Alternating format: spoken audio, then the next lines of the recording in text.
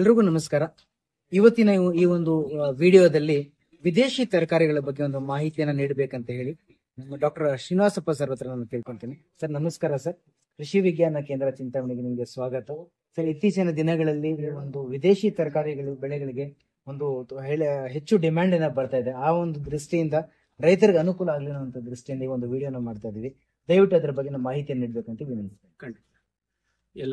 ಎಲ್ಲರಿಗೂ ನಮಸ್ಕಾರಗಳು. ನನ್ನ ಹೆಸರು ಡಾಕ್ಟರ್ ಶ್ರೀನಿವಾಸಪ್ಪ KNMP, ಪ್ರಾಧ್ಯಾಪಕರಾಗಿ ಕೃಷಿ ವಿಶ್ವವಿದ್ಯಾಲಯ ಬೆಂಗಳೂರು ಇಲ್ಲಿ ಕಾರ್ಯನಿರ್ವಹಿಸ್ತಾ ಇರ್ತೀನಿ.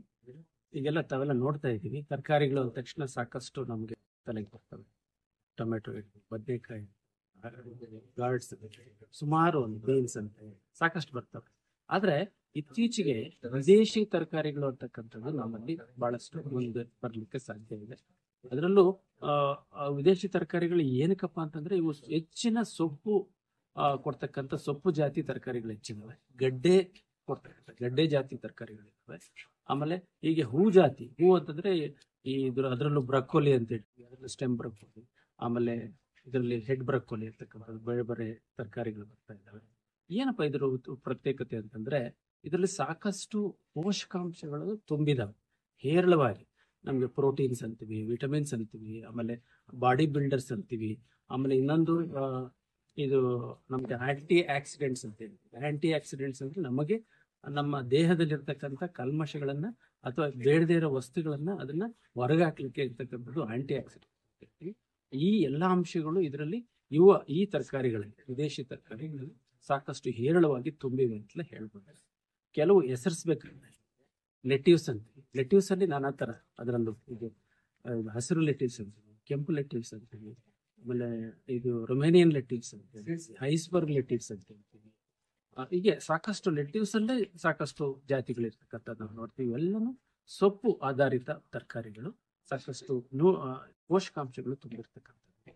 ನಂತರ ಬಂದ್ರೆ ನಿಮಗೆ ಈ ಬ್ರಾಕೋಲಿ ಅಂತ ಹೇಳ್ತೀವಿ. ಆಮೇಲೆ ಇನ್ನೂ ಸಾಕಷ್ಟು ಬೆಳೆಗಳಾದ ನಿಮಗೆ ಪಾರ್ಸಲೆ ಅಂತೀವಿ, ಸೆಲರಿ ಅಂತೀವಿ, ಸೇಜು ಅಂತೀವಿ. ಸಾಕಷ್ಟು ಇದಾವೆ. ಹೇಳ್ತಾ ಹೋದ್ರೆ ಸುಮಾರು ಒಂದು 30ರಿಂದ 40 ಜಾತಿಯ ತರಕಾರಿಗಳು ಈ ವಿದೇಶಿ ತರಕಾರಿಗಳು. ಏನಿದು ವಿದೇಶಿ ಅಂತಂದ್ರೆ, ವಿದೇಶಿ ಅಂದ್ರೆ ಇವೆಲ್ಲ ಹೆಚ್ಚು ಹೆಚ್ಚು ಹೆಚ್ಚು ವಿದೇಶಿಗಳಲ್ಲಿ ಹೆಚ್ಚು ಬಳಸ್ತಾ ಇದ್ದಾರೆ. ನಮ್ಮ ದೇಶದಲ್ಲಿ ಇರ್ಲಿಲ್ಲ, ಇವು ಈಗ ಬರ್ತಾ ಇದ್ದಾವೆ. ಈಗ ಬಂದಿರತಕ್ಕಂಥ ತರಕಾರಿಗಳು ನಮ್ಮ ವಾತಾವರಣಕ್ಕೆ ಬಹಳಷ್ಟು ಚೆನ್ನಾಗಿ ಹೋಗಿ ಒಳ್ಳೆ ಇಳುವರಿಯನ್ನ ಕೊಡ್ತಕ್ಕಂಥದ್ದು ನಾವಿಲ್ಲಿ ಕಾಣ್ತಾ ಇದ್ದೀವಿ.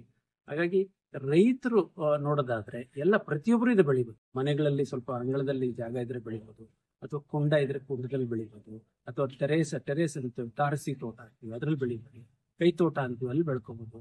ಇಲ್ಲೆಲ್ಲ ಬೆಳೆದು ಮನೆಗೆ ಬೆಳ್ಕೊಂಡು ಅದು ನಾವು ಉತ್ಕೃಷ್ಟ ನಮ್ಮ ದೇಹಕ್ಕೆ ಬೇಕಾಗಿರ್ತಕ್ಕಂಥ ಎಲ್ಲ ಪೋಷಕಾಂಶಗಳನ್ನು ನಮಗೆ ಆದ್ರೆ ಕನಿಷ್ಠ 400ರಿಂದ 500 ರೂಪಾಯಿ ಒಂದು ತಿಂಗಳಲ್ಲಿ ತಗೊಳ್ಳಿಕ್ಕೆ ಸಾಧ್ಯ ಆಗುತ್ತೆ.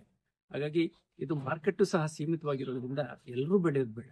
ಯಾರು ಪಟ್ಟಣಕ್ಕೆ ಹತ್ತಿರವಾಗಿದ್ದಾರೆ ಅವ್ರು ಮಾತ್ರ ಬೆಳ್ಕೊಂಡು, ಈ ಪಟ್ಟಣದಲ್ಲಿ ಬಹಳಷ್ಟು ಬೇಡಿಕೆ ಹೆಚ್ಚಾಗ್ತಾ ಇದೆ. ಅದರಲ್ಲೂ ನಮಗೆ ಈ ಯುರೋಪಿಯನ್ ಸೌತೆ ಅಂತಿದೆ, ಅದು ಸಹ ಬಹಳ ಮುಖ್ಯವಾದ್ದು. ನಂತರ ಈ ಸೊಪ್ಪು ತರಕಾರಿಗಳು ಏನೇನಿದೆ ವಿದೇಶಿ ಎಲ್ಲಾನು 1-2 ಗಿಡ ಮನೇಲಿ ಬೆಳ್ಕೊಳ್ಳೋದಾದ್ರೆ ರೈತರು 1 ಗುಂಟೆ, 2 ಗುಂಟೆ, 5 ಗುಂಟೆ, 10 ಗುಂಟೆ ಜಾಗದಲ್ಲಿ ಒಂದು ಸಾರಿ ಹಾಕಿ ಅದನ್ನ ಸ್ಟ್ಯಾಗರಿಂಗ್ ಅಂತ ಇನ್ನೊಂದು ಸ್ವಲ್ಪ ಜಾಗದಲ್ಲಿ ಮತ್ತೆ ಒಂದು 15 ದಿವಸ ಬಿಟ್ಟು ನಾಟಿ ಮಾಡಿ ಅದು ನಂತರ ಅದು ತಗೊಂಡ್ ಒಂದೇ ಸರಿ ಬರದಂಗೆ ಆಗಾಗ ಬರಂಗ ಮಾಡ್ಕೊಳ್ಳೋದಾದ್ರೆ ಅವರು ಹೆಚ್ಚು ಇಳುವರಿ ಜೊತೆಗೆ ಹೆಚ್ಚು ಆದಾಯ ತಗೊಳ್ಳಿಕ್ಕೆ ಸಾಧ್ಯವಾಗ್ತಾ ಇದೆ.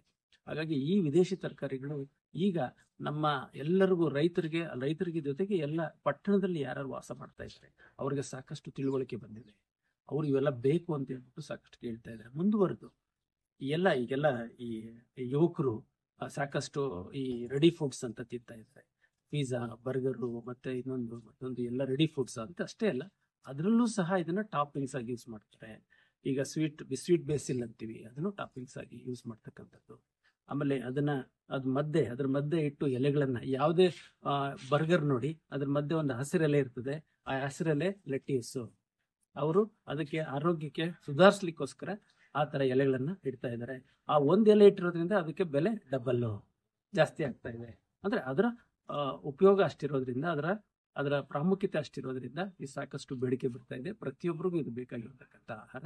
ಹಾಗಾಗಿ ಎಲ್ಲರೂ ಇದನ್ನ ಅರಿತು ಹೆಚ್ಚು ಬೆಳೆದು ಎಲ್ಲರೂ ಉಪಯೋಗಿಸೋದಾದ್ರೆ ಬಹುಶಃ ಆಹಾರ ಜೊತೆಗೆ ತಗೊಳ್ಳೋದ್ರಿಂದ ನಮಗೆ ಆರೋಗ್ಯ ಸುಧಾರಿಸೋದಲ್ಲದೆ ನಮ್ಮ ಆರ್ಥಿಕತೆಯನ್ನು ಸಹ ವೃದ್ಧಿ ಮಾಡ್ಕೊಳ್ಳಿಕ್ಕೆ ಸಾಕಷ್ಟು ಅವಕಾಶ ಇದೆ ಅಂತೇಳಿ ತಾವೆಲ್ರಿಗೂ ಒಂದು ಈ ಮೂಲಕ ನಾನು ಹೇಳೋದನ್ನು ಟ್ರೈ ಮಾಡಿ ಉಪಯೋಗಿಸಿ ಅಂತ ಇದ್ದಾರೆ. ನಮಸ್ತೆ ಸರ್, ಧನ್ಯವಾದಗಳು ಸರ್. ತುಂಬಾ ಉಪಯುಕ್ತವಾದಂತಹ ಒಂದು ಮಾಹಿತಿಯನ್ನು ನೀಡಿದ್ದೀರಾ.